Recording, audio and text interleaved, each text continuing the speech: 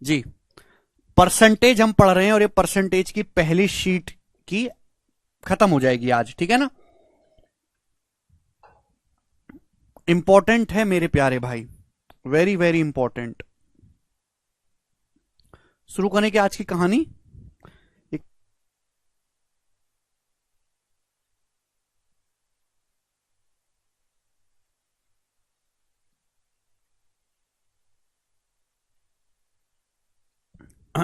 ठीक है जी। तो कल की क्लास में मैंने आपको एक कंसेप्ट समझाया था, ए इंटू बी बराबर कांस्टेंट। दो संख्या को प्रोडक्ट कांस्टेंट है तो एक संख्या जिस रेशियो में होगी दूसरी उसकी रिवर्स रेशियो में होगी। क्या आपको कल का कंसेप्ट समझ में आया था? उस पर मैंने सवाल भी करवा दिए, तो हम आगे चलेंगे भैया। ठीक है भाई, आगे के टाइप करेंगे हम आज। सवाल नंबर 104, अगला टाइप आपके सामने मैं फेंक के मारने वाला हूं, सुनिएगा। हम्म, ठीक है, उससे पहले हो जाएगा। ठीक है जी। 104, a reduction of 15% in the price of wheat enables a housewife to buy 6 kg more for 2720। The reduce price of wheat per kg. घटी हुई कीमत कितनी है? देखो, इस सवाल को करने के दो तरीके हैं, ठीक है जी। और मैं आपको दोनों ही तरीके चलो बता देता हूं एक बार, लेकिन ध्यान सुनिएगा। पहले तो सवाल की लैंग्वेज समझना ही बहुत जरूरी है। बोला है गेहूं की कीमत में 15% की कमी हो जाती है तो एक हाउसवाइफ को 2720 रुपए पे 6 किलो गेहूं अधिक खरीदने में सक्षम हो जाती है। वो गेहूं के प्रति किलोग्राम घटी हुई कीमत ज्ञात करो। देखो, एक हाउसवाइफ के पास 2720 रुपए हैं, तो 2720 रुपए में हाउसवाइफ कुछ चावल खरीदती है ना। लेकिन हुआ क्या, एक दिन चावल का दाम 15% कम हो गया। पैसा हाउसवाइफ पहले भी 2720 खर्च कर रही थी, हाउसवाइफ अभी भी 2720 रुपए खर्च कर रही है चावल पे, लेकिन चावल का प्राइस 15% कम हो गया। पैसा आप उतना ही खर्च कर रहे हो, सेम 2720 रुपए ही खर्च कर रहे हो। तो आपको भैया जब चावल का प्राइस कम हो गया तो आपको 6 किलो गेहूं जो एक्स्ट्रा मिल जाता है, गेहूं है सॉरी। तो भाई आप 2720 रुपए खर्च करके कुछ गेहूं खरीद के लाती एक बेचारी लेडी हाउसवाइफ। अब गेहूं का प्राइस 15% कम हो गया तो अभी भी वो 2720 रुपए ही खर्च करती है। तो सेम पैसा खर्च करके चूंकि प्राइस कम हो गया, 6 किलो गेहूं एक्स्ट्रा मिल जाते हैं। तो गेहूं की प्रति किलोग्राम घटी हुई कीमत क्या है? दो तरीके हैं। तो इस सवाल में एक्सपेंडिचर कांस्टेंट है, एक्सपेंडिचर कांस्टेंट है। पहले भी 2720 रुपए खर्चा कर रहे थे, अभी भी 2720 रुपए खर्चा कर रहे हैं। एक्सपेंडिचर बराबर होता है प्राइस गुणा कंजम्पशन। आप बोलोगे हाँ जी सर, भाई गेहूं की कीमत कितनी घट गई? 15%। 15% की फ्रैक्शन वैल्यू आ गई जी 3/20। 3/20 का मतलब मेरे दोस्तों, प्राइस अगर 20 था पहले तो 20 से 17 हो गया। प्राइस का रेशियो है, तो कंजम्पशन का रेशियो क्या होगा? रिवर्स होगा, 17/20। यानी कि पहले मेरे दोस्तों अगर वो हाउसवाइफ 70 यूनिट गेहूं खरीद रही थी तो अब कितना खरीद रही है? 20। आप बोलोगे हाँ जी सर, तो कंजम्पशन कितना बढ़ गया? कितने गेहूं एक्स्ट्रा खरीद पा रही है? 3 यूनिट। 3 यूनिट एक्स्ट्रा खरीद पा रही है सेम पैसा खर्च करके। कितने किलो गेहूं एक्स्ट्रा खरीद पा रही है बेचारी? 6 किलो। तो भाई पहले अगर 70 यूनिट गेहूं खरीद पा रही है या 20 यूनिट खरीद पा रही है, 3 यूनिट एक्स्ट्रा, जबकि सवाल के अकॉर्डिंग कितना एक्स्ट्रा खरीद पा रही है? 6 किलो। तो 3 की वैल्यू 6 किलो है, दुगुना। तो 17 की वैल्यू कितनी होगी? दुगुना, यानी कि 34 kg। यानी कि मैं ये कह सकता हूं मेरे प्यारे भाई कि जो इनिशियल कंजम्पशन है, इनिशियल कंजम्पशन वो 34 किलो है। जो इनिशियल कंजम्पशन है, जो इनिशियल खपत है वो 34 किलो है। यानी कि पहले हाउसवाइफ 34 किलो गेहूं खरीद पाती थी और अब कितना गेहूं खरीद पाती है? 20 यूनिट। 3 की वैल्यू 6 दुगुना, तो 20 की वैल्यू दुगुना होगी 40 kg। यानी कि अब हाउसवाइफ सेम पैसा खर्च करके 40 किलो गेहूं खरीद पा रही है। ये फाइनल खपत है। आप बोलोगे हाँ जी सर बिल्कुल सही। तो यहां से दो सवाल ये बन सकते हैं कि उसका इनिशियल खपत कितनी है? 34 किलो की। अरे भाई समझ में आया कि नहीं आया?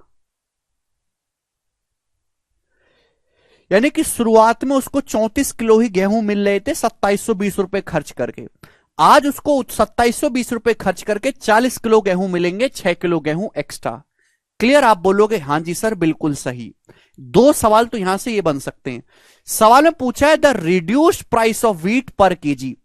अगर आपसे सवाल में यह पूछा होता कि गेहूं की ओरिजिनल कीमत क्या है, गेहूं का ओरिजिनल प्राइस क्या है, गेहूं की मूल कीमत क्या है, गेहूं की मूल कीमत क्या है, अगर आपसे यह पूछा होता तो भाई आप 2720 रुपए ही खर्च कर रहे हो। आपने अपना खर्चा नहीं बदला, 2720 रुपए ही खर्च कर रहे हो मेरे प्यारे भाई। लेकिन शुरुआत में आपको 34 किलो गेहूं मिल रहे थे। 2720 रुपए खर्च करके आपको 34 किलो गेहूं मिल रहे थे, तो 1 किलो गेहूं कितने का है बटे 34, 34 से भाग दे देंगे। 1 किलो गेहूं इतने का है, कितनी बार चला गया 8 बार, यानी कि 80। तो गेहूं का जो ओरिजिनल प्राइस था, जो मूल कीमत थी, जो और मूल प्राइस था, वो 80 रुपए पर केजी था। सवाल में आपसे पूछा गेहूं की घटी हुई कीमत, रिड्यूस प्राइस। भाई गेहूं का प्राइस बाद में घटा दिया ना, 15% कम कर दिया। तो गेहूं का जो नया प्राइस है, जो गेहूं की नई कीमत है, या फाइनल प्राइस है, या गेहूं की घटी हुई कीमत है, वो कितनी होगी मेरे प्यारे भी? जवाब दीजिएगा। आप बोलोगे हां जी सर, वो होगी कि सर आप 2720 रुपए ही खर्च कर रहे हो, खर्चा आपने नहीं बदला है, लेकिन पहले आपको 34 किलो गेहूं मिल रहा था, अब आप क्योंकि गेहूं की कीमत 15% कम हो गई है, तो अब आपको 2720 रुपए खर्च करके 40 किलो गेहूं मिल रहा है। तो 2720 रुपए में आपको 40 किलो गेहूं मिल रहा है। तो 1 किलो गेहूं की कीमत क्या होगी मेरे दोस्तों? 2720 को 40 से भाग देंगे, जीरो चला जाएगा। 4 छिक 24, 4 अट्ठे 32, 68 रुपीज पर केजी। तो गेहूं की जो घटी हुई कीमत है वो 68 रुपए पर केजी होगी। यहां से 4 सवाल बन सकते हैं। पहला सवाल कि गेहूं कितना मिलता था पहले घरवाली को? 68, 34 केजी। अब कितना मिल रहा है? 40 केजी। रिपीट नहीं कर सकता भैया, इससे ज्यादा नहीं एक्सप्लेन हो सकता, बाढ़ में जाओ। गेहूं का ओरिजिनल प्राइस कितना था? 80 रुपए पर केजी। अब गेहूं की घटी हुई कीमत क्या होगी? 68 रुपए पर केजी। यहां से चारों चीज पूछी जा सकती है। आपसे सवाल में केवल यह पूछा था, ये वाला, तो आपको केवल यही कैलकुलेट करना है, केवल आपको यही कैलकुलेट करना है, सब कुछ नहीं करना है। तो ये हो गया मेरे प्यारे भाई इसका एक तरीका करने का। जो बच्चा कल का लेक्चर नहीं पढ़ के आया है, ना रिवीजन करके आया, उसको आज का बिल्कुल भी नहीं समझ में आएगा, और भगवान करे उसको समझ आए भी ना, बिल्कुल भी। जो मेहनत नहीं करता वो बर्बाद रहे, बेरोजगार, भीख मांगे। जो मेहनत नहीं करेगा वो आदमी।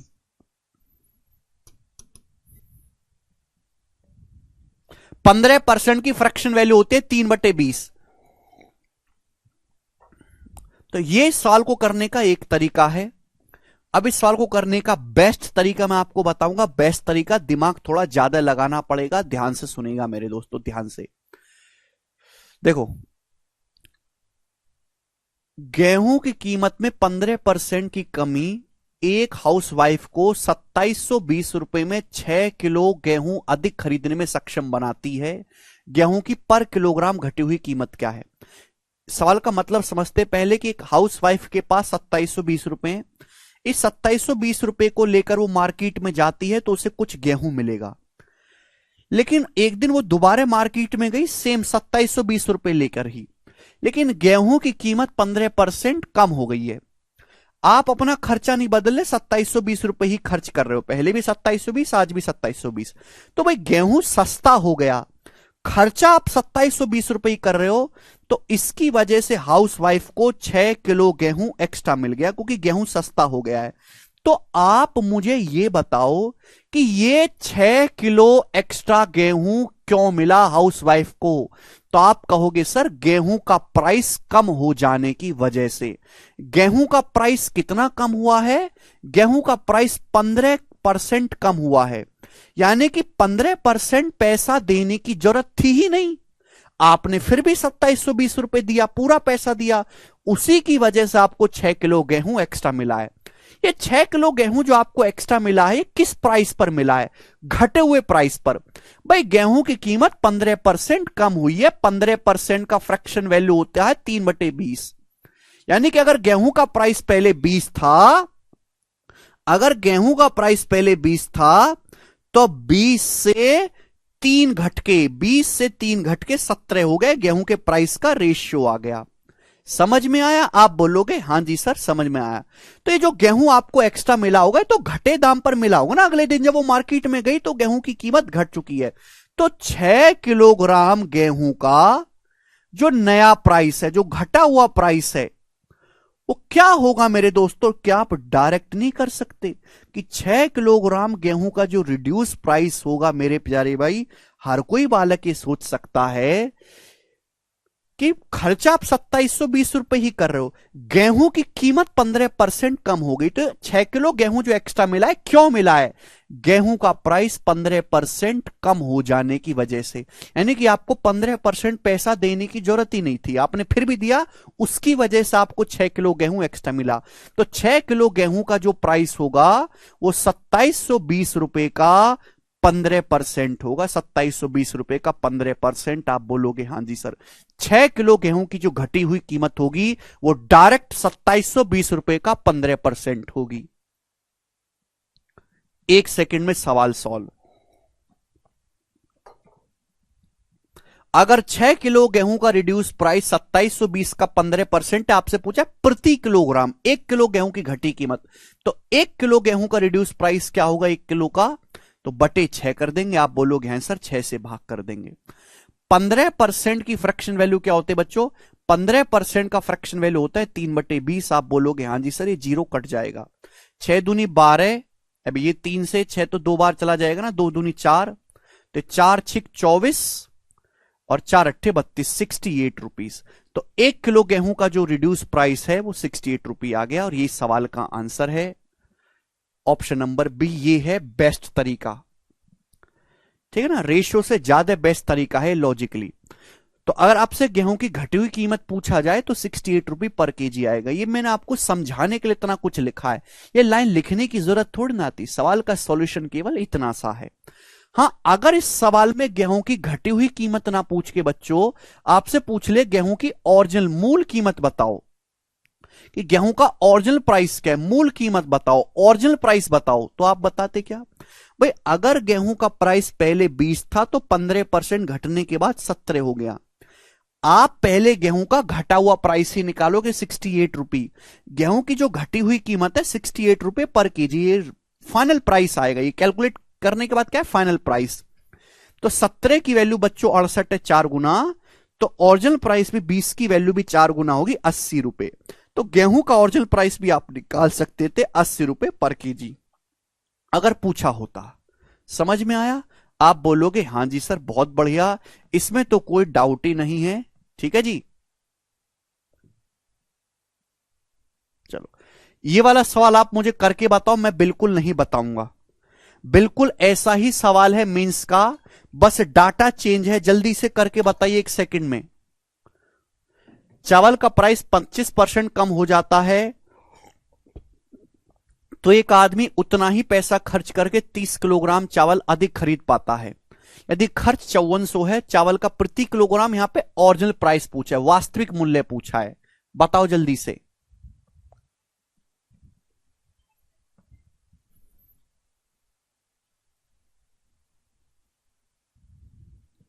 ठीक है, शीट नोट्स वाले सेक्शन में मिलती है प्रशांत, नोट्स वाले सेक्शन में अपलोड करते हैं। फाइनल प्राइस नहीं पूछा, ओरिजिनल प्राइस पूछा है। जल्दी से बताओ सब बच्चे।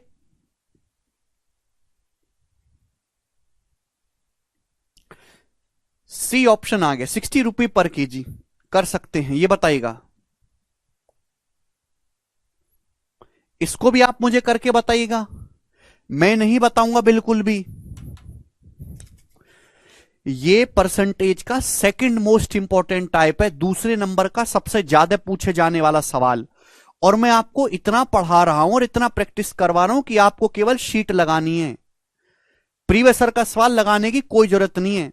2 तरह के मास्टर है मार्केट में, वो आधा अधूरा पढ़ाते हैं, पूरा सिलेबस है, ये पूरा सिलेबस है जैसे, तो उन्होंने बस सिलेबस का ये हिस्सा पढ़ा दिया, ये पढ़ा दिया, ये इतना पढ़ा दिया। ठीक है, बाकी बच्चा खुद प्रीवियसर का इतना प्रीवियसर है इतना सारा, और फिर वो पूरा प्रीवियसर लगा रहा है, ये सब लगा रहा है सब। मैं आपसे कह रहा हूं कि मेरी शीट है इतनी इतनी, बाकी टीचर से दुगुनी साइज की लगभग, और मैं आपको ये सारा करा रहा हूं सारा। ये सारा हो गया, सारा। तो ना ये करने की जरूरत ना ये करने की जरूरत, सब कुछ इसी में है।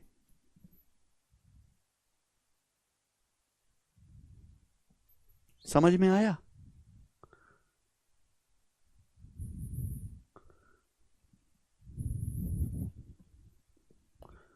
तो इसका आंसर सभी का आ रहा है बी ऑप्शन। इसमें भी ओरिजिनल प्राइस पूछा, 30 आ जाएगा।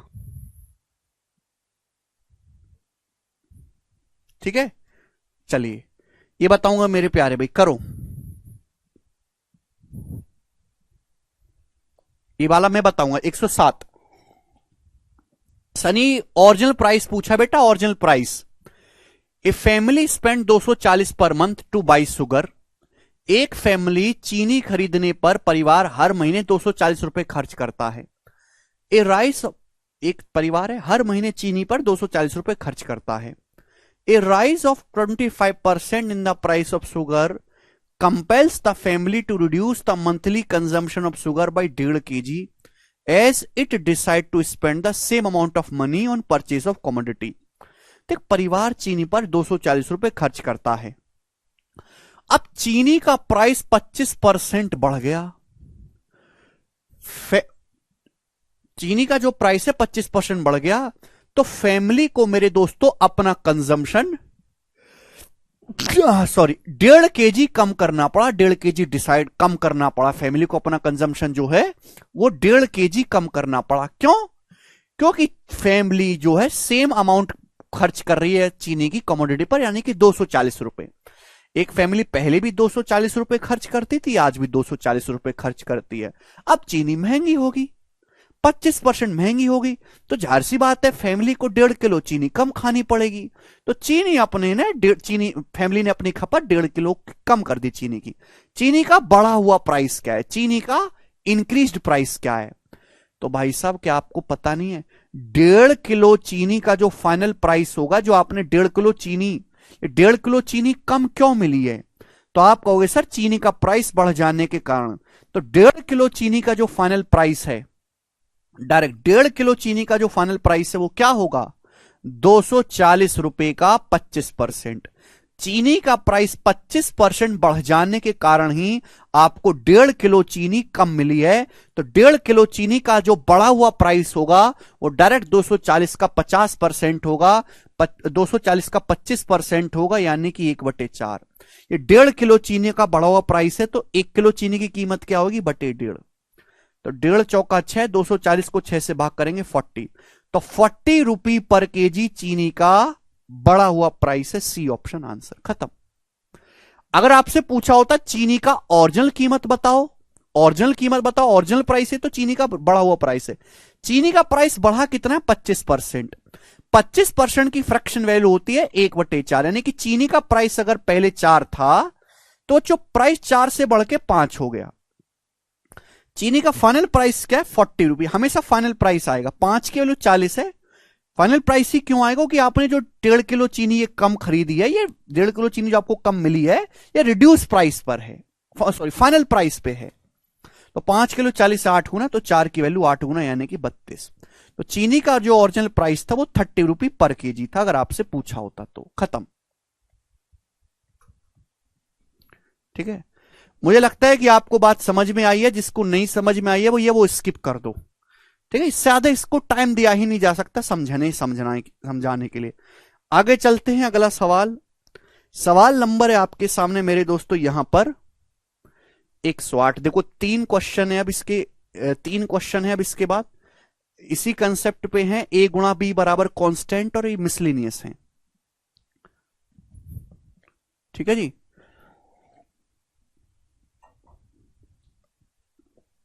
3 क्वेश्चन है भाई इसके बाद, और ये तीनों मिसलिनियस है, एक एक लैंग्वेज पर एक एक सवाल है। करिए जल्दी से।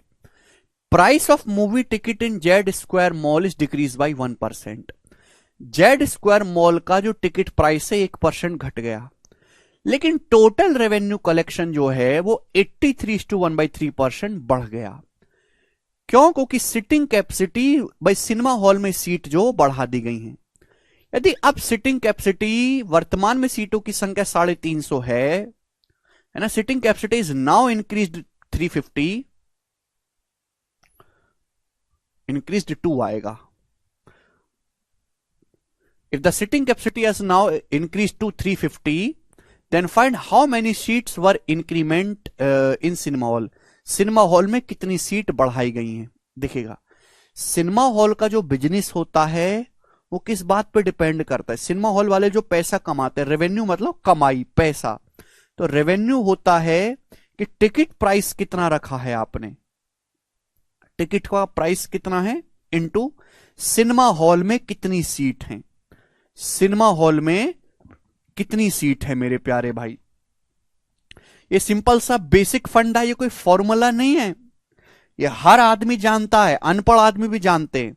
अब गदर 2 फिल्म आने वाली है, सब देखेंगे। टिकट गदर का 200 रुपए का गया और एक सिनेमा हॉल में 80 लोग देखने गए, तो कितना कमाएगा सिनेमा हॉल वाला? 16,000 रुपए कमाएगा मेरे प्यारे भाई। एक टिकट 200 रुपए का है, 80 लोग देखने गए तो 16,000 रुपए कमा लेगा। सिंपल सा फंडा है। तो भाई इस सवाल में क्या बोला? इस सवाल में ये बोला है कि टिकट का प्राइस 1% कम कर दिया गया, फिर भी कमाई 83 to 1/3% बढ़ गई। क्यों? क्योंकि सीट बढ़ाई गई हैं। देखो, मुझे इस सवाल को सॉल्व करने के लिए सिटिंग कैपेसिटी की वैल्यू निकाले। सिटिंग कैपेसिटी कैसे आएगा? जब मैं रेवेन्यू के रेशियो को टिकट प्राइस के रेशियो से भाग दूंगा। अगर मैं रेवेन्यू के रेशियो को टिकट प्राइस के रेशियो से भाग दूंगा तो सीटों की संख्या का रेशियो आएगा डायरेक्ट। भाई मैं अगर यहां पे ध्यान से देखूं तो आपका जो कमाई है, जो रेवेन्यू कलेक्शन है, वो कितना बढ़ गया? 83 to 1/3%। 83 to 1/3% की फ्रैक्शन वैल्यू होते 5/6। मैं आपको समझा चुका हूं पहले बहुत प्यार से। 16 सही 2/3% का 5 गुना है। मतलब रेवेन्यू अगर पहले 6 था तो 6 से 5 बढ़ के 11 हो गया रेवेन्यू। रेवेन्यू इस रेशियो में चेंज हुआ। जबकि टिकट का प्राइस 1% कम हो गया। 1% का फ्रैक्शन वैल्यू 1/100। यानी कि जो टिकट का प्राइस था मेरे प्यारे भाई, अगर वो टिकट पहले 100 का था तो 1% कम हो गया, टिकट अब 99 का हो गया मेरे दोस्तों। तो भाई जब मैं इनको भाग करूंगा तो किसका रेशियो आएगा? रेवेन्यू के रेशियो को टिकट प्राइस के रेशियो से भाग करूंगा तो सीटों की संख्या का रेशियो आ जाएगा डायरेक्ट। प्रिया, यही बेसिक है, इसके अलावा कोई बेसिक नहीं होता। तुमको बेसिक और चाहिए तो जाकर स्कूल में एडमिशन ले लो। यही बेसिक है इस सवाल का। पता ना कौन सा बेसिक चाहिए। 6 को 100 से भाग देंगे 3/50। अरे कौन सा बेसिक बताऊं अब? 11 से 99 काटेंगे 1/9। अरे कौन सा बेसिक बताऊं? बताओ तो सही।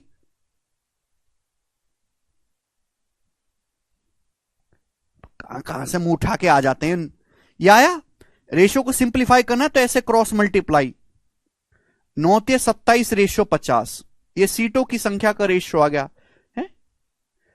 फॉर्मूला लिख दिया, लैंग्वेज को 2 बार पढ़ दिया हिंदी इंग्लिश में, रेशियो को भाग करना पहले ही सिखा रखा है। और क्या सिखाऊं? नहीं आ रहा तो भाड़ में जाओ, मुंह फुका लो अपना। यानी कि अगर सीट पहले 27 थी तो 27 से बढ़ के सीट 50 हो गई। क्लियर है? तो सीट बढ़ी कितनी है? 27 से 50। सिलेबस नहीं पूरा होने देंगे राक्षस ये। सीट 27 से 50 होगी। सीट कितनी बढ़ी है? 23। तो आंसर जो होगा वो 23 का मल्टीपल होगा। ये 23 से नहीं कटता, ये नहीं कटता, ये नहीं कटता, ये 23 से कटता। ये आंसर हो जाएगा, खत्म।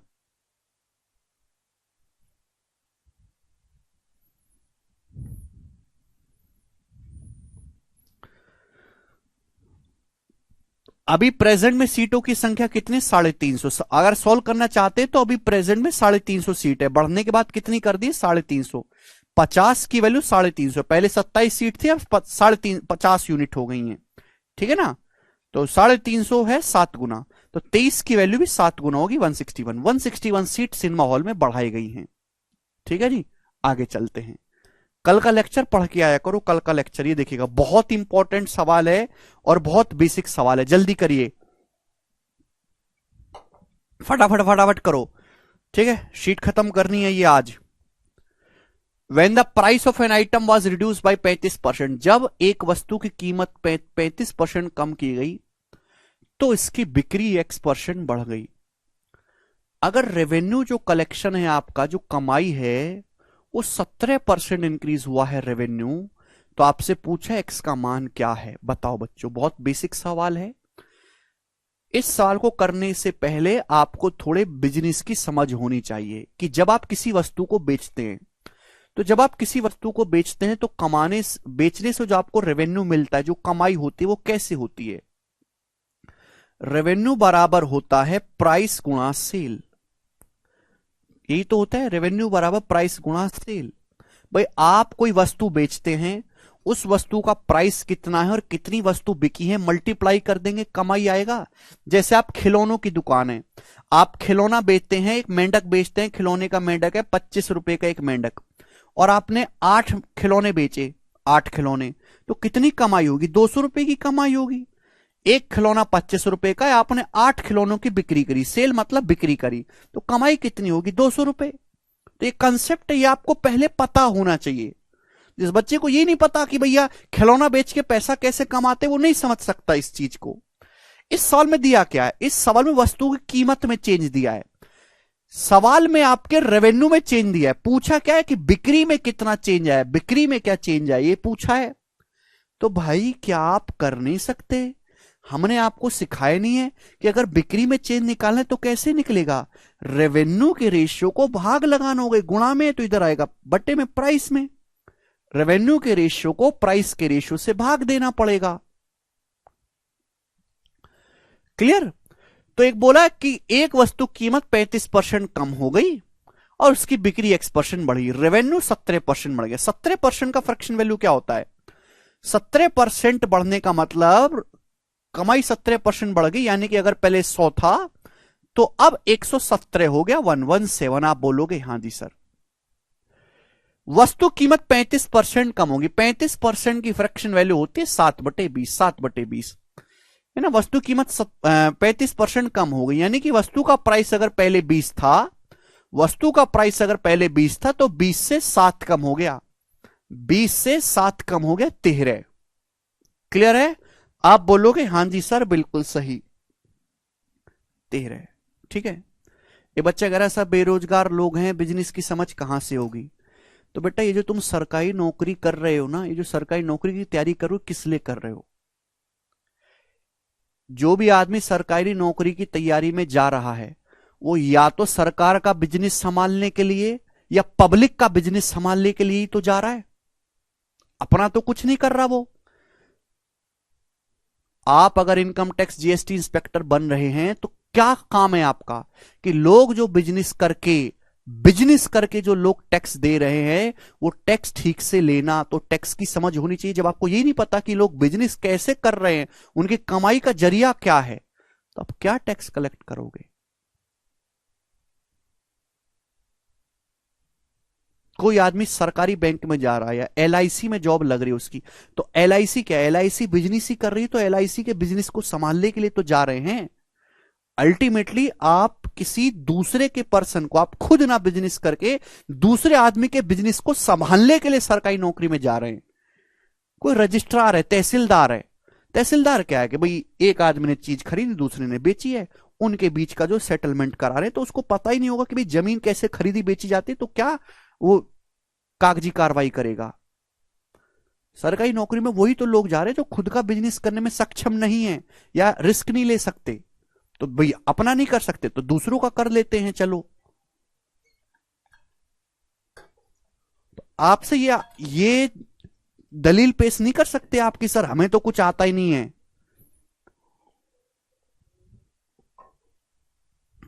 ये दलील पेश करने के हकदार नहीं हो आप। जब आपको ये आता ही नहीं तो सरकार बोलेगी जब तुझे कुछ आता ही नहीं तो हम क्यों रखे भाई?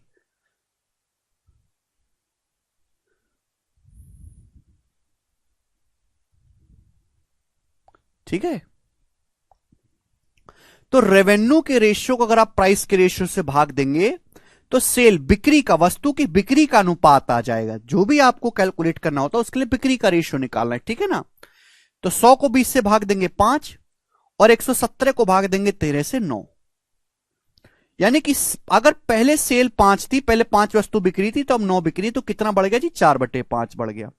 5 से कितना बढ़ गया? 4, और 4/5 कितना हो गया मेरे प्यारे बच्चों? 80%, 80%। तो आपसे ये तो पूछा है कि बिक्री में x% की वृद्धि हुई, x का मान क्या है, तो बिक्री में कितनी वृद्धि हुई है 80%, तो x की वैल्यू क्या है 80, 80 इसका आंसर है बी ऑप्शन। ठीक है,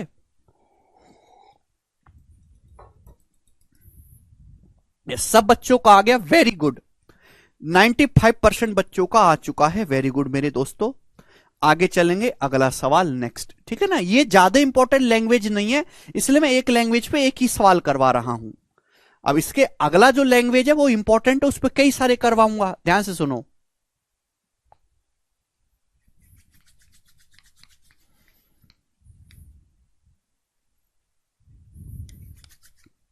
जी ये बताइएगा बच्चों, एक, ध्यान से सुनेगा मेरे प्यारे भाई, एक गांव की जनसंख्या 12,960 है, ठीक। इनमें से 7/12 भाग पुरुष हैं और बाकी महिलाएं हैं, ठीक है। 45% पुरुष विवाहित हैं, ठीक है। सभी विवाह जो हैं वो मोनोगैमस है, मोनोगैमस मतलब एक आदमी एक स्त्री से शादी कर रही है और एक स्त्री एक ही पुरुष से शादी कर रही है। विवाहित लोगों के साथ उनके जीवन साथी रहते हैं, ठीक है भाई। तो विवाहित महिलाओं का परसेंटेज कितना है जी मेरे प्यारे भी बताइएगा। कौन इस सवाल को करेगा और ऑप्शन भी आपके सामने है, बताओ। देखिएगा मेरे दोस्तों, आप मुझे बताओ कि शादीशुदा लोग हम कैसे कैलकुलेट करते हैं। तरीके तो इसके मेरे प्यार भी कई सारे हैं, पर मैं रेशियो से ही आपको बताऊंगा। मैरिड पॉपुलेशन, आप मैरिड लोग कैसे निकालते हो, शादीशुदा लोग कैसे निकलेंगे मेरे प्यारे भाई, बराबर टोटल लोग गुणा परसेंटेज ऑफ मैरिड पीपल गुणा परसेंटेज ऑफ मैरिड पीपल। यही सिंपल सी बात है। आप बोलोगे सर ये क्या है, तो इसलिए मैं एक एग्जांपल लेके भी बताता हूं। जैसे सपोज मेरे दोस्तों एक गांव में टोटल 200 लोग हैं, सपोज, जैसे सपोज एक गांव में टोटल 2000 लोग हैं और 2000 में से सपोज 55% मैरिड है, 55% शादीशुदा है। भाई एक गांव का आंकड़ा निकला कि इस गांव में 2000 लोग रहते हैं, 2000 में से टोटल 55% की शादी हो रखी है। तो कितने लोग शादीशुदा हैं, 2000 का 55% गुणा करेंगे, 1100 लोग शादीशुदा हैं। यही आ गया ना। आप बोलोगे हाँ जी सर ये कंसेप्ट है, तो आपको ये चीज पता होनी चाहिए। अब आपकी सपोज विलेज डेवलपमेंट, आप वीडियो बन गए ग्राम विकास अधिकारी, अब आपको ये कंसेप्ट पता ही नहीं है, तो आप कैसे आप सरकार को आंकड़ा भेजोगे कि मेरे गांव में टोटल इतने लोग हैं, उसमें इतने परसेंट मैरिड हैं, इतने लोग मैरिड हुए, कैसे आप बताओगे, बताओ।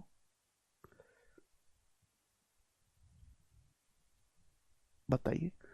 विलेज डेवलपमेंट, आप वीडियो ऑफिसर बन गए तो वहां वीडियो को पूरे गांव का डाटा रखना पड़ता है। भाई इस गांव की टोटल जनसंख्या ये है, एक बच्चा भी पैदा होता है तो उसका रिकॉर्ड मेंटेन करना पड़ता है कि इस गांव में ये बच्चा पैदा हुआ, इस घर में टोटल लोग हैं उसमें इतने परसेंट मैरिड हैं, तो मैरिड लोगों की संख्या ये होगी। अब किसी आदमी को ये चीज आती ही नहीं है, कैसे करेगा। इसलिए तो गवर्नमेंट एसएससी की तैयारी के लिए बोल रही है, समझ में। तो यू शुड नो दिस, ये जनरल बातें हैं, ये कोई हाई फाई चीजें नहीं कि कोई रॉकेट लॉन्च कर रहे हैं हम लोग, ठीक है। चलिएगा, तो एक गांव की जनसंख्या 12,960 है, हमें इसकी कोई जरूरत नहीं है क्योंकि इस सवाल में आपको परसेंटेज पूछा है केवल, ठीक है जी। चलो, तो इसमें 7/12 भाग पुरुष है, बाकी महिलाएं। इस लाइन का क्या मतलब है, इस लाइन का मतलब ये है मेरे प्यारे भाई कि अगर टोटल 12 लोग गांव में हैं, अगर टोटल 12 लोग गांव में हैं तो उसमें से 7 पुरुष है, 7 मेल हैं, तो बाकी की जो है 5 वो फीमेल है। ये मेल फीमेल का रेशियो है, ये मेल फीमेल का रेशियो। अगर 7 आपके मेरे दोस्तों मेल है तो बाकी की जो 5 बची, 12-7, 5 फीमेल है। सवाल में साफ साफ बोला है कि हर आदमी ने एक ही शादी करी है, सारे विवाह जो है मोनोगेमस है, यानी कि भाई, यानी कि जितने आदमियों की शादी होगी उतनी ही औरतों की शादी होगी, जितने मेल मैरिड हैं उतनी ही फीमेल मैरिड हैं। जितने भाई अगर गांव में 100 आदमियों की शादी हुई है तो 100 ही औरतों की शादी हुई होगी, जितने मेल मैरिड हैं उतनी फीमेल मैरिड हैं। सभी विवाह जो हैं वो एक पत्नी वाले हैं, एक पति वाले हैं, इसका मतलब कि अगर दो संख्याओं का प्रोडक्ट कांस्टेंट रखना है, जितने मेल मैरिड उतनी फीमेल मैरिड, तो मैंने आपको समझाया है, अगर दो संख्याओं का प्रोडक्ट कांस्टेंट है तो एक संख्या जिस रेशियो में होगी दूसरी उसके रिवर्स रेशियो में होगी, यानी कि मैरिड पीपल का जो परसेंटेज का जो रेशियो होगा वो रिवर्स होगा, 5:7 रिवर्स रेशियो होगा। आप बोलोगे हाँ जी सर समझा। सवाल ने साफ साफ बोला 45% पुरुष विवाहित हैं, तो मेल, पहले मेल लिखा है, मेल कितने विवाहित है 45%। तो बच्चों 5 की वैल्यू 45% है, 9 गुना, 5 नाम 45, 9 गुना, 9 गुना। तो फीमेल कितनी मैरिड है 9 गुना, 7 का 9 गुना, 63% फीमेल मैरिड है, और यही सवाल का आंसर हो जाएगा, बी ऑप्शन करेक्ट है। खत्म।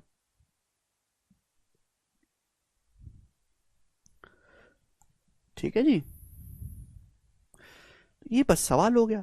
अब देखो ये बेसिक कंसेप्ट था जो मैंने आपको समझाने के लिए लिखा। पेपर में ये थोड़ा ना लिखोगे आप, पेपर में आप इस सवाल का सॉल्यूशन केवल इतना करोगे बच्चों अगर आया, बाकी सब चीज है बेसिक। ठीक है, और उसके अलावा पता नहीं बालक क्या जानना चाहते हैं, समझ नहीं आया। ठीक है जी, चलेगा। इसके बाद मेरे दोस्तों इसी कंसेप्ट में अगली लैंग्वेज, टाइप नहीं बदला है, टाइप सेम चल रहा है। ठीक है, इनकम टैक्स वाला सवाल। इसके बाद मेरे दोस्तों अगला टाइप इनकम टैक्स वाला सवाल, और ये बहुत पॉपुलर है, बहुत बहुत ज्यादा पॉपुलर है, और आप सभी लोगों ने ये सवाल देखा होगा। ध्यान से समझिएगा मेरे प्यारे भाई। ठीक है, और इस पे मैं आपको 4 क्वेश्चन करवाऊंगा। 4 ही क्वेश्चन है ना इस पे, 111 हैं, 4 question,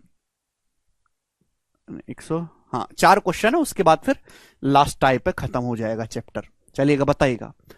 A man's annual income has increased by ₹1.2 lakh, but the tax on income that he has to pay has reduced from 12% to 10%। बोला है एक आदमी की वार्षिक आय में 1.2 लाख रुपए की वृद्धि होती है, बट इनकम पर लगने वाला जो टैक्स है वो 12% से 10% हो जाता है। आदमी अभी भी उतना ही टैक्स पे करता, अभी भी वह उतना ही कर देता है जितना पहले देता था। उसकी बढ़ी हुई इनकम कितनी है, लाख में आपको बताना। देखो, एक आदमी की सालाना इनकम 1.2 लाख रुपए बढ़ गई। भाई इनकम अगर किसी आदमी की बढ़ गई है तो भैया टैक्स भी बढ़ना चाहिए, टैक्स भी ज्यादा भरेगा आदमी। लेकिन टैक्स नहीं बढ़ा, जितना टैक्स पहले देता था आज भी उतना ही टैक्स दे रहा है। ऐसा क्यों हुआ? क्योंकि टैक्स रेट कम हो गया। इनकम पे जो लगने वाला टैक्स है वो पहले 12% था, अब 10% हो गया। इसकी वजह से आदमी जितना पहले टैक्स दे रहा था आज भी उतना ही टैक्स दे रहा है। ठीक है जी, तो आपसे पूछा उसकी बढ़ी हुई इनकम, कभी कभी एक्स मानकर बेसिक से बताएं सर, कभी कभी ये क्या कह रहा है,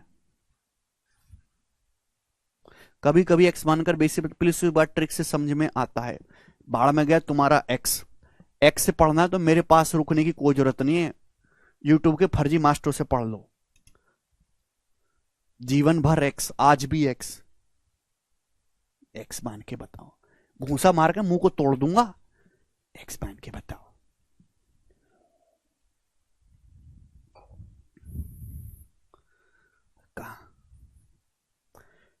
सबसे पहले कंसेप्ट समझिए कि इनकम टैक्स कैसे इकट्ठा होता है। बैच क्यों लिया, किताब ले लेते, किताब में ही है सब एक्स मान के, एक्स मान के। इनकम टैक्स बराबर इनकम गुणा रेट ऑफ इनकम टैक्स। तो पंचवर्षीय योजना नहीं है कि 5 साल तक सिलेबस खींचना है।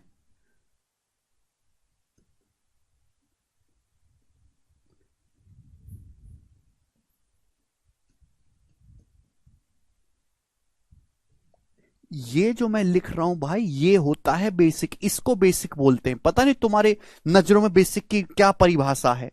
इनकम टैक्स बराबर होता है इनकम गुणा रेट ऑफ इनकम टैक्स।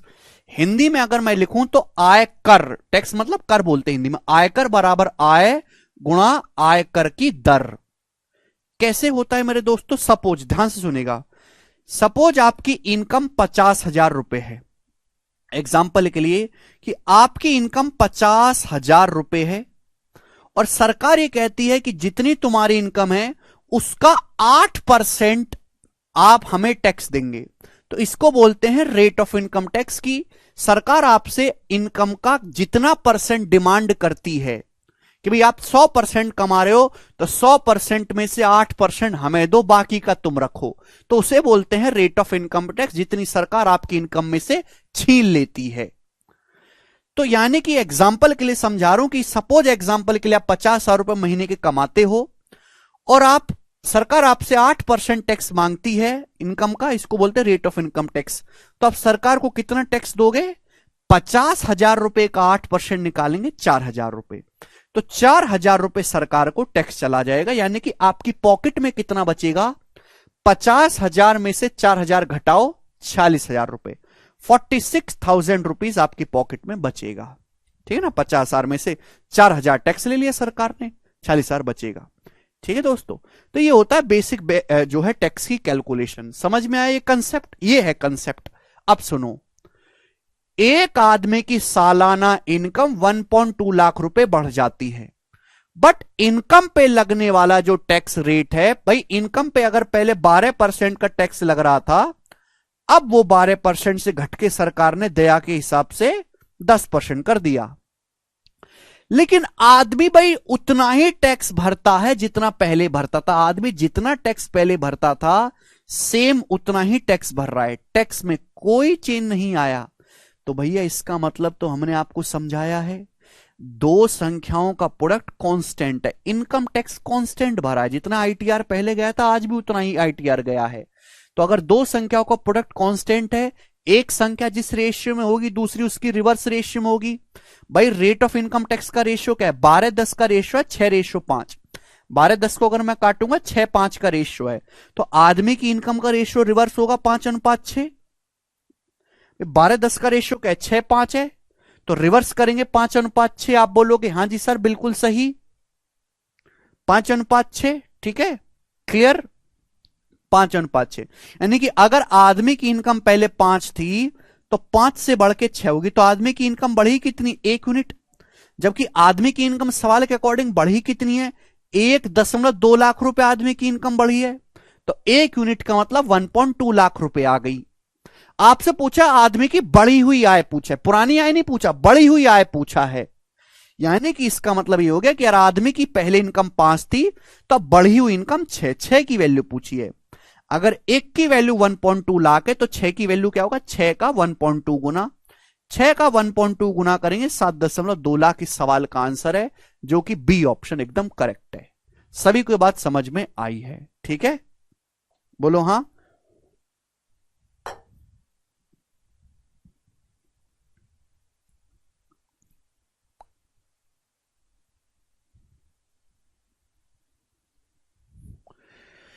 तो बच्चों ये इस सवाल का पूरा प्रॉपर एक ही सेकंड का सवाल है, एक ही स्टेप का, और ये लिखना भी नहीं है। हम रिवर्स क्यों कर रहे हैं बेटा? कल का लेक्चर देख के आओ, कल के लेक्चर में समझाया है क्यों रिवर्स कर रहे हैं। पता नहीं पढ़ते ही नहीं है, पढ़ते ही नहीं है बालक। चलो यार अगला सवाल करिएगा आप लोग।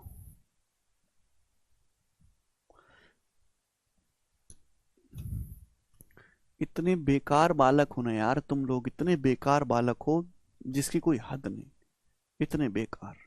ये करिएगा, इस सवाल का क्या आंसर है बनाओ।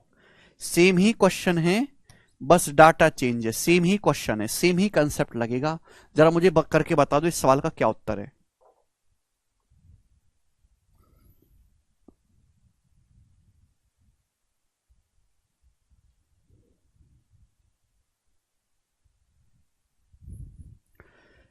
एक आदमी की वार्षिक इनकम, एक आदमी की सालाना आय 2.6 लाख रुपए से बढ़ी है, लेकिन उस आय पर टैक्स जिसका उसे भुगतान करना है वो 17.1% से 13.3% तक कम हो गया। दोनों ही केसेस में 35% इनकम टैक्स फ्री है। वह अब भी पहले की तरह टैक्स देता है, ठीक है ना? Okay, he paid equal, if he had paid equal taxes in both cases, दोनों ही केसेस में उसने इक्वल टैक्स जमा किया है। तो आपसे पूछा है आदमी की इनिशियल इनकम प्रारंभिक आय क्या है। देखिएगा ये कंसेप्ट आपके सामने लिखा हुआ है। एक आदमी की सालाना आय 2.6 लाख रुपए बढ़ गई। भाई अगर किसी आदमी की इनकम बढ़ रही है तो जाहिर सी बात है सरकार को टैक्स भी ज्यादा देना चाहिए, लेकिन वो टैक्स उतना ही पे कर रहा है जितना पहले करता था, टैक्स का भुगतान उतना ही कर रहा है जितना वो पहले कर रहा था। क्यों? क्योंकि इनकम पे जो लगने वाला टैक्स का रेट है वो पहले 17.1 था, इनकम पे पहले 17.1% टैक्स लग रहा था, आज उसी इनकम पे केवल 13.3% टैक्स देना पड़ रहा है सरकार को। दोनों ही केसेस में 35% इनकम टैक्स फ्री है। तो बच्चों इस लाइन का कोई मतलब नहीं हो कि दोनों ही केस में 35% इनकम टैक्स फ्री है, आपको केवल कंफ्यूज करने के लिए दिया है। भाई अगर 35% इनकम टैक्स फ्री है तो लग कितनी इनकम पे रहा है, 65% पे ही तो टैक्स लग रहा है, तो हम इसी पे कैलकुलेशन कर लेंगे, क्या दिक्कत है। पहले केस में भी इनकम का 65% पे टैक्स लग रहा था, आज भी 65 पे लग रहा है, रेशियो लोगे तो कट ही जाएगा, कोई दिक्कत ही नहीं है। तो भाई आदमी की इनकम बढ़ गई लेकिन इनकम पे लगने वाला टैक्स सेम है, आदमी जितना टैक्स पहले पे कर रहा था आज भी उतना ही पे करेगा। बोलो हाँ या ना, आप बोलोगे हाँ जी सर बिल्कुल सही, कोई प्रॉब्लम नहीं।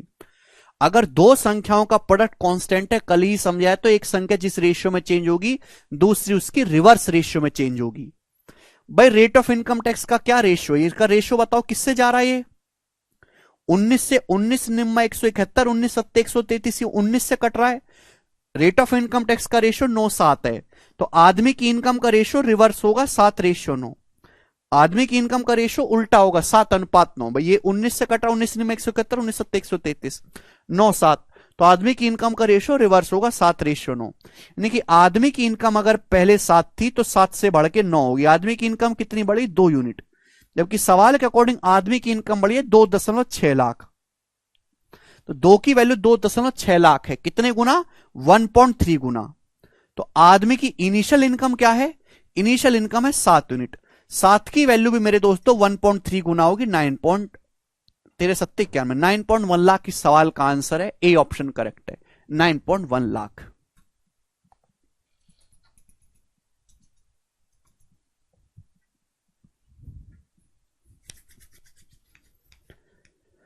अरे समझ पाए, जितने भी बच्चे लेक्चर देख रहे हैं क्या उनको यह सवाल समझ में आया?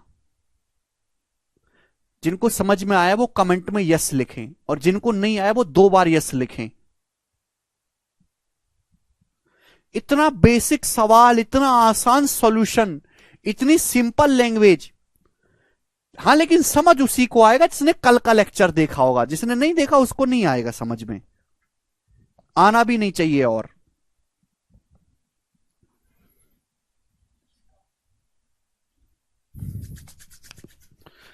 ठीक है,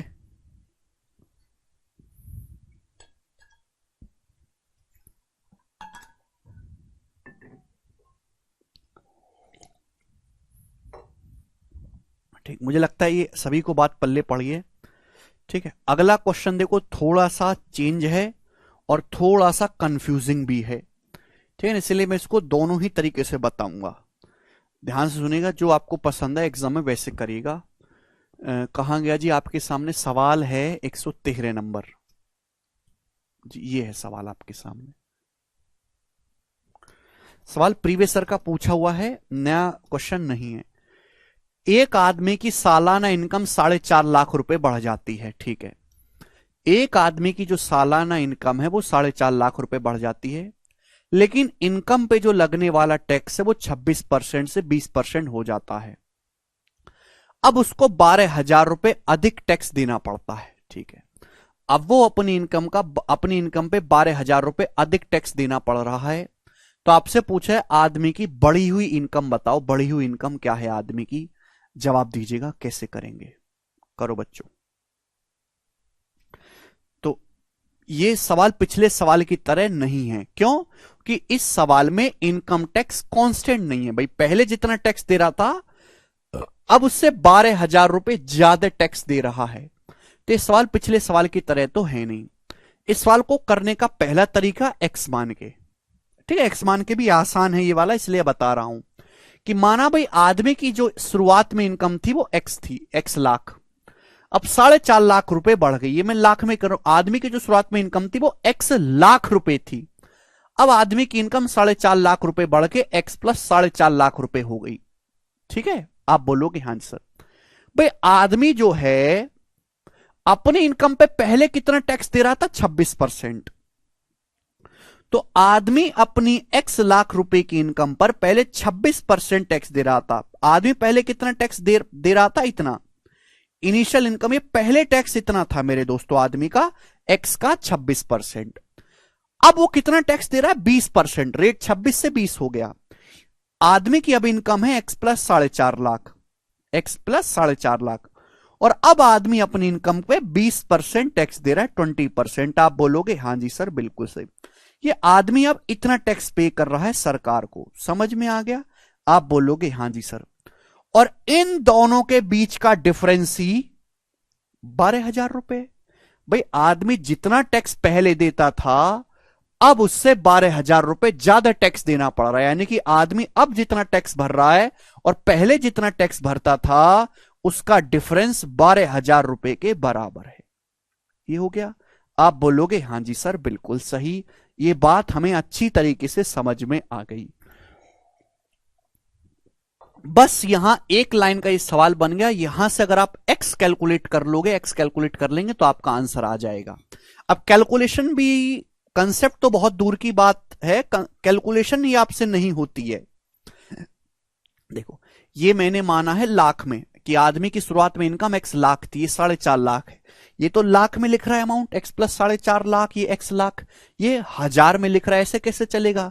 इस 12,000 रुपए को भी तो लाख में बदलना पड़ेगा। भाई अगर सब कुछ लाख में लिखा है तो 12,000 को भी लाख में लिखना पड़ेगा। अब मेरे देश के जवान मूर्खों, ये बताओ कि 12,000 रुपए को लाख में कितना कहेंगे? बताओ जरा, 12,000 रुपए को लाख में कितना कहेंगे?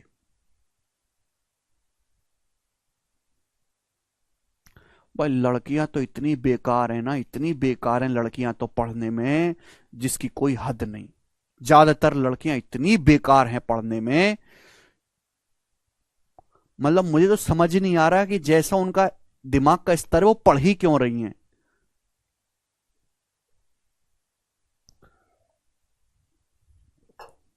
बारह हजार को लाख में क्या कहेंगे? भाई 1 लाख में मतलब होता है हजार हजार के 100 नोट। 1 लाख का मतलब हजार हजार के 100 नोट, 100,000। तो 12,000 को लाख में बदलना है तो 1 लाख से हम भाग कर देंगे मेरे प्यार भी, तो आ जाएगा 0.12 लाख, 0.12 लाख। तो 12,000 का मतलब हो गया 0.12 लाख। 1 लाख से भाग करेंगे। आप बोलोगे हां जी सर बिल्कुल सही। बस अब मुझे यहां से बस एक्स कैलकुलेट करना है। अब बताओ बच्चों, परसेंटेज का मतलब क्या है? 1/100। ये 20% का मतलब 20/100। 20% को आप क्या कहोगे? 20/100। 26% मतलब 26/100। ये 20% का मतलब है 20/100। 20% 20/100, तो बटे 100 और यहां भी बटे 100, तो बटे 100 उधर जाके गुणा में चला जाएगा ना, वो गुणा में चला जाएगा मेरे प्यारे भाई, गुणा में चला जाएगा। 20% मतलब 20/100, 26% मतलब 26/100, 100 गुणा में चला जाएगा उधर। तो हो गया जी 12। 100 की 0.12 में गुणा होगी 12। ये आ गया मेरे प्यारे भाई। आप बोलोगे हाँ जी सर बिल्कुल सही। सिंपल है। अब x की 20 में गुणा 20x और ये -26x, तो 20x और -26x हो गया माइनस का 6x। 4.5 की 20 में गुणा होगी 9, बराबर आ गया मेरे दोस्तों यहां से 12। 4.5 की 20 में गुणा होगी मेरे दोस्तों, सॉरी कितना आ जाएगा आपका? 90। 90 आएगा, बराबर आ गया दोस्तों 12। तो 6x का मान क्या आएगा? 6x उधर, 90 - 12 यानी कि 78। 78, तो x का मान आ गया 13। कैलकुलेट 78/6, 13, 13 छिंग 78। तो सॉल्व करने पर x का मान 13 आ गया।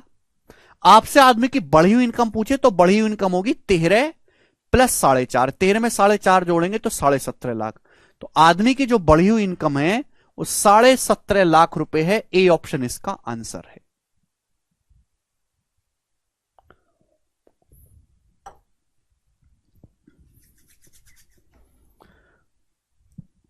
अब बताओ इस सवाल को मैं इससे सिंपल करके क्या समझाऊं, कैसे समझाऊं और क्यों समझाऊं?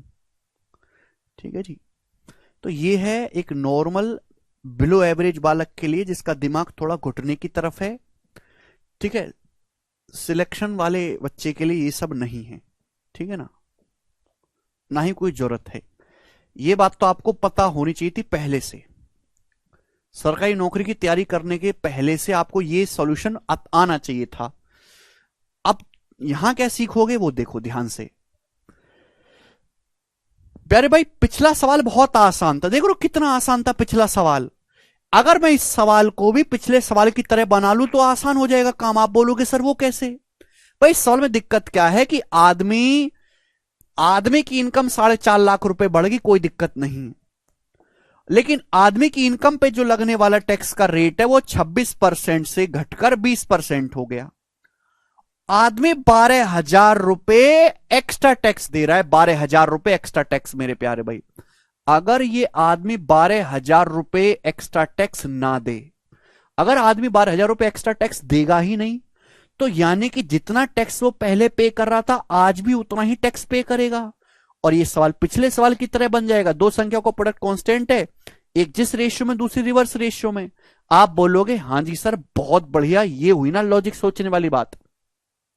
तो आदमी 12,000 रुपए एक्स्ट्रा टैक्स देने लग रहा है। सेकंड केस में आदमी की इनकम 4.5 लाख रुपए बढ़ी, इनकम पे जो लगने वाला टैक्स का रेट है वो 26% से 20% हो गया, और आदमी की जो है आदमी को 12,000 रुपए एक्स्ट्रा टैक्स देना पड़ा।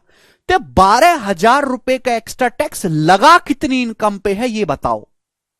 पे आदमी जो है अब अपनी इनकम का 20% टैक्स भर रहा है।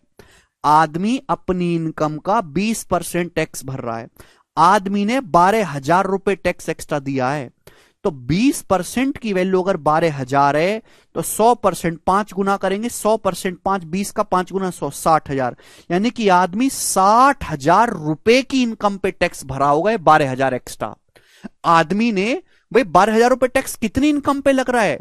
60,000 रुपए की इनकम पे 60,000 का 20% निकालोगे 12,000 आएगा, और 60,000 रुपए को मैं कहता हूं 0.6 लाख। 60,000 को 1 लाख से भाग करेंगे 0.6 लाख आएगा।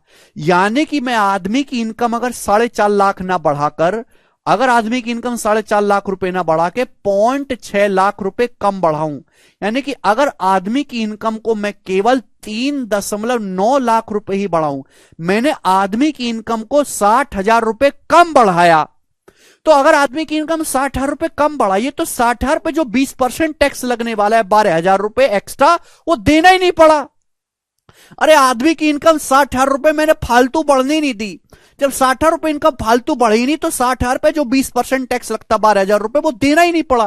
यानी कि आदमी की इनकम अगर 4.5 लाख रुपए ना बढ़ाकर 3.9 लाख रुपए बढ़ाया जाए तो आदमी कोई एक्स्ट्रा 12,000 टैक्स पे नहीं करेगा, कांस्टेंट रहेगा।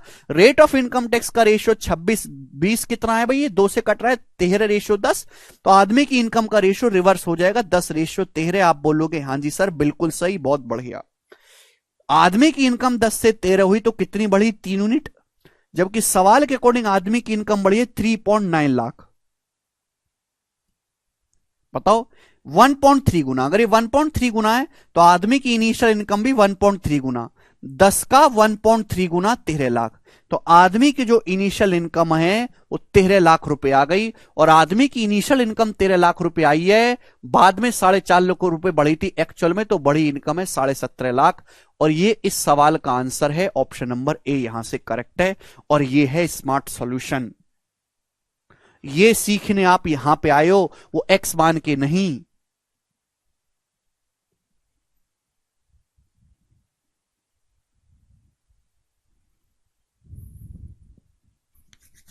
ये किताबों में नहीं मिलेगा, किसी किताब में नहीं मिलेगा ये दुनिया की। शिफ्टिंग भी कहते हैं कि इसको शिफ्टिंग मेथड भी कहते हैं। हर किसी के समझने की बस की नहीं है भैया ये। ठीक है भाई,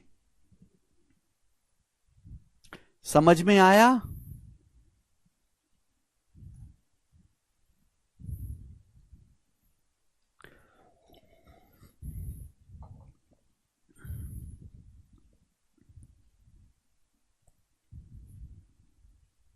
ठीक है, देखो जिनको समझ में आया ठीक है, जिनको नहीं समझ में आया वो स्किप कर दो, उनको 6-7 महीने बाद आएगा समझ में, ठीक है ना। 6 महीने बाद जब वो दोबारा से बैच लेंगे तब समझ में आएगा, ठीक है, या फिर रिवीजन करेंगे, या फिर उनकी बुद्धि बादाम खा के थोड़ी मजबूत हो जाएगी। अभी नहीं आएगा, चाहे मैं कितना भी बताता रहूं, और ना इस साथ टाइम एक्सप्लेन करने का, लास्ट क्वेश्चन करेंगे इस कंसेप्ट पे, 114 है last question. The rate of income tax increases from 15.2% to 20.9%। Income tax की जो दर है वो 15.2 से 20.9% हो जाती है। इसके कारण पिछले साल की तुलना में गौरव को 5.55% अधिक टैक्स का भुगतान करना पड़ा। अब गौरव को पिछले साल जितना टैक्स भरा था उससे 5.55% एक्स्ट्रा टैक्स गौरव को पे करना पड़ा। लेकिन साथ ही साथ गौरव की इनकम भी 18,400 रुपए घट गई। गौरव की इनकम भी 18,400 घट गई। पिछले साल गौरव की इनकम का पता लगाएं। ऑप्शन आपके सामने देखो, इस सवाल में क्या दिया है? इस सवाल में रेट ऑफ इनकम टैक्स में चेंज दिया है परसेंटेज में। रेट ऑफ इनकम टैक्स 15.2% से 20.9% हो गई। इस सवाल में इनकम टैक्स में चेंज दिया कि गौरव पिछले साल जितना टैक्स दे रहा था उससे 5.55% एक्स्ट्रा टैक्स दे रहा है। इनकम टैक्स में चेंज दिया है। पूछा है गौरव की इनकम, तो बताओ इनकम कैसे आएगा? इनकम कैसे आएगा ये आपसे पूछा इनकम। तो हम इनकम टैक्स के रेशियो को रेट ऑफ इनकम टैक्स से डिवाइड करेंगे, इधर आएगा बटे में। क्लियर है? ये इनकम का रेशियो चाहिए। अंशु सवाल पढ़ो। इनकम टैक्स का रेशियो है भाई, बोलिए। इनकम का रेशियो चाहिए तो कैसे आएगा? इनकम टैक्स के रेशियो को रेट ऑफ इनकम टैक्स से भाग करना पड़ेगा। भाई आदमी ने जो है, गौरव ने पिछले साल जितना टैक्स भरा था उससे 5.55% एक्स्ट्रा टैक्स भरना पड़ा। ये 5.55% की फ्रैक्शन वैल्यू क्या है? 1/18। 1/18 मैंने आपको बताया था 5 सही 5/9% या फिर अप्रोक्स में 5.55% होता है। यानी कि हम ये कह सकते हैं प्यारे बच्चे कि गौरव पिछले साल अगर गौरव ने 18 यूनिट टैक्स भरा था तो इस साल 1 यूनिट एक्स्ट्रा गौरव ने 19 यूनिट टैक्स भरा है। तो टैक्स इस रेशियो में चेंज हुआ। पिछले साल 18 था तो इस साल 19। ठीक है ना? टैक्स। अगर मैं रेट ऑफ इनकम टैक्स की बात करूं, रेट ऑफ इनकम टैक्स की, तो मुझे ये बताओ रेट ऑफ इनकम टैक्स की बात करूं तो क्या है? पिछले साल अगर 15.2% टैक्स रेट थी तो 20.9%। किस रेशियो में चेंज हुआ? ये किससे जा रहा है? ये 19 से। 19 अट्ठे 152, 19 से कम 19, 19 से कम 19, 8 रेशियो 11। तो रेट ऑफ इनकम टैक्स का रेशियो इस रेशियो में चेंज हुआ है। आप बोलोगे हाँ जी सर बिल्कुल सही, कोई परेशानी नहीं है। मुझे इनकम का रेशियो चाहिए। इनकम का रेशियो क्या आएगा? भाई इनकम टैक्स के रेशियो को भाग देना पड़ेगा रेट ऑफ इनकम टैक्स से। ठीक है जी, चलेगा।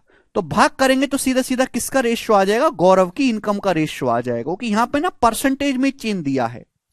तो दो रेशियो को डिवाइड करने का शॉर्टकट समझा है मैंने आपको। अगर दो रेशियो को डिवाइड करना है तो उसका शॉर्टकट तरीका ऐसे क्रॉस मल्टीप्लाई कर दो, समझाया है।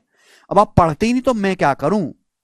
जब आप पढ़ोगे नहीं तो कुछ नहीं हो सकता।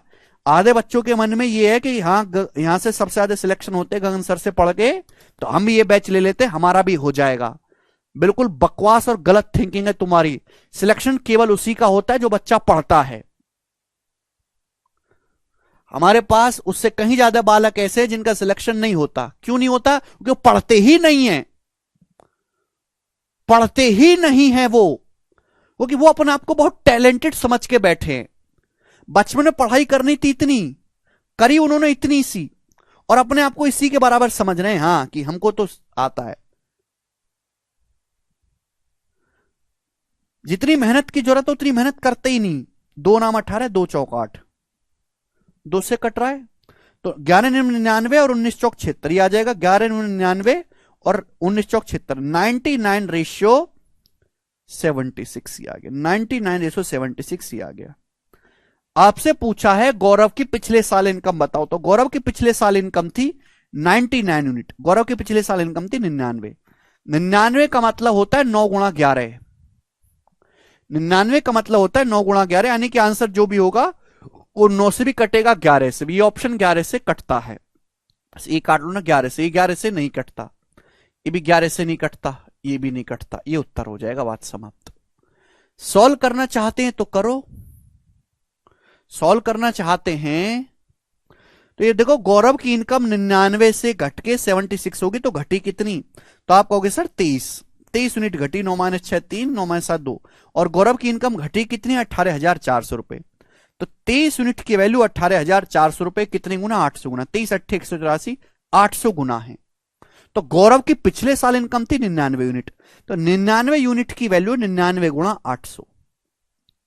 भाई 99 की जगह 100 होता तो 100 गुणा 800 आता 80,000, 80,000 से 800 कम आएगा, 80,000 से 800 कम, ये वाला ऑप्शन है, ए ऑप्शन करेक्ट है। इसी के साथ ये टाइप समाप्त होता है बच्चों। 4 टाइप के सवाल इस पे बनते थे, मैंने आपको चारों करवा दिए भाई साहब। अब बताओ मैं क्या करूं तुम्हारे लिए, किडनी निकाल के दे दूं? एक लैंग्वेज को समझाने में मैंने आपको 30 मिनट लगवा दिया, आधा घंटा इन्वेस्ट कर दिया, इससे ज्यादा तो नहीं कर सकता। एक्स मान के भी समझा दिया, लिख भी दिया कि इनकम टैक्स कैसे कैलकुलेट करते हैं, उस पर एग्जाम्पल भी दे दिया भाग करके मनविंदर। हाँ ये भी प्रीवियस ईयर क्वेश्चन है, पर ये बैंकिंग का है, ठीक है ना, बैंकिंग का प्रीवियस ईयर सवाल था ये। बैंकिंग का सवाल एसएससी से बस ज्यादा नहीं, बस 3-4 गुना अच्छे लेवल का होता है।